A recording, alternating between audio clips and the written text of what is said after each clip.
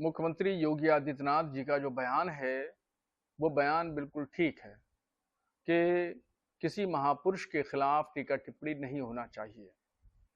और मेरा कहना यह है कि हुकूमतें किसी मजहब को फॉलो नहीं करती हैं। ये जमहूरी और लोकतांत्रिक देश है, तो ये देश सभी मजहब के मानने वालों को इज्जत सम्मान देता है और सभी धर्म को सम्मान मिलता है। अब एक तरफ सिर्फ सनातन धर्म की बात की जा रही है और सिर्फ सनातन धर्म का प्रचार किया जा रहा है, बाकी किसी मजहब की कोई बात नहीं होती और दूसरे सनातन धर्म के अलावा जो और मजहब हैं उनकी तौहीन की जाती है, उनके खिलाफ बयानबाजी की जाती है।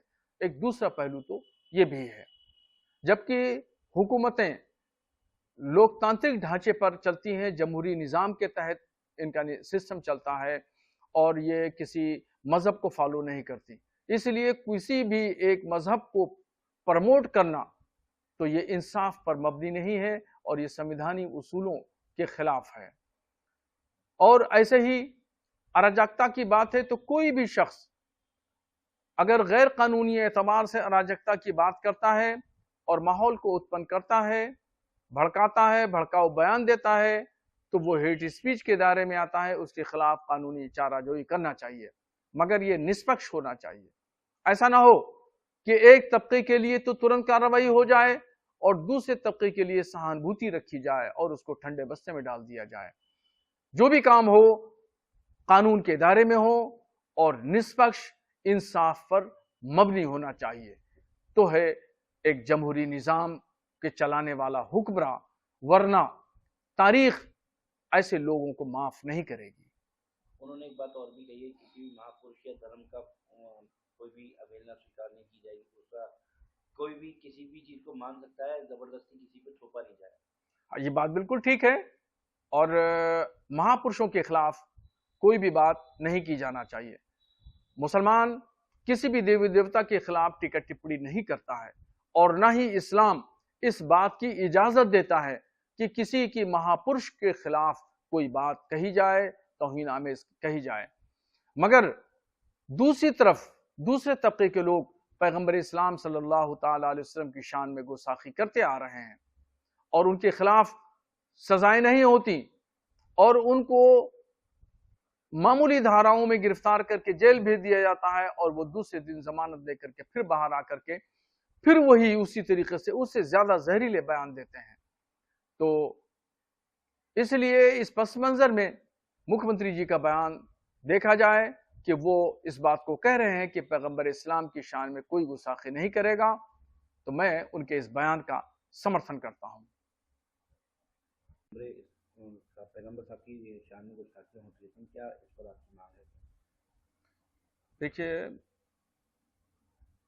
यति नरसिंहानंद ने पैगंबर इस्लाम सल्लल्लाहु अलैहि वसल्लम की शान में गुस्ताखी की और इससे पहले बाबा राम ने नासिक में और नासिक के बाद से पहले तेलंगाना में राजा, फिर नूपुर शर्मा, इस तरीके से मुसलसल पैगंबर इस्लाम की शान में गुस्ताखियाँ हो रही हैं।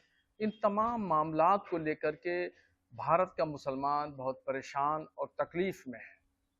तो इसलिए हम भारतीय सरकार से ये मुतालबा करते हैं कि पैगंबर इस्लाम बिल पार्लियामेंट में पेश किया जाए और नया सत्र, नया इजलास शुरू होने जा रहा है पार्लियामेंट का, तो उस पार्लियामेंट में पैगंबर इस्लाम बिल के नाम से एक कानून पास किया जाए।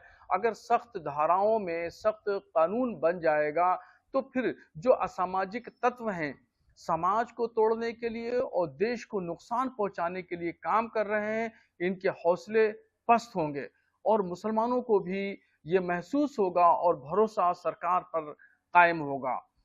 तो इसलिए ज़रूरी है आज के हालात में देश को मजबूत करना है, तरक्की देना है और समाज को जोड़े रखना है, तो इसके लिए पैगंबर इस्लाम बिल लाना होगा।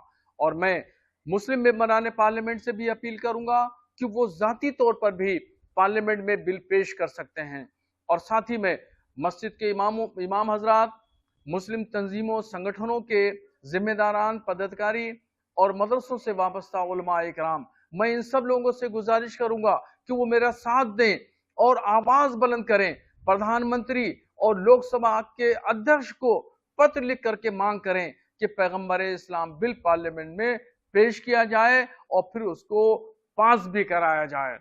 تو میرا ساتھ دیں، چونکہ یہ اتنا بڑا کام ہے کہ اکیلے ایک ذاتی طور پر میں یا میرا مسلم جماعت اکیلے نہیں کر سکتی، جب تک کہ تمام لوگ ساتھ میں ہوں۔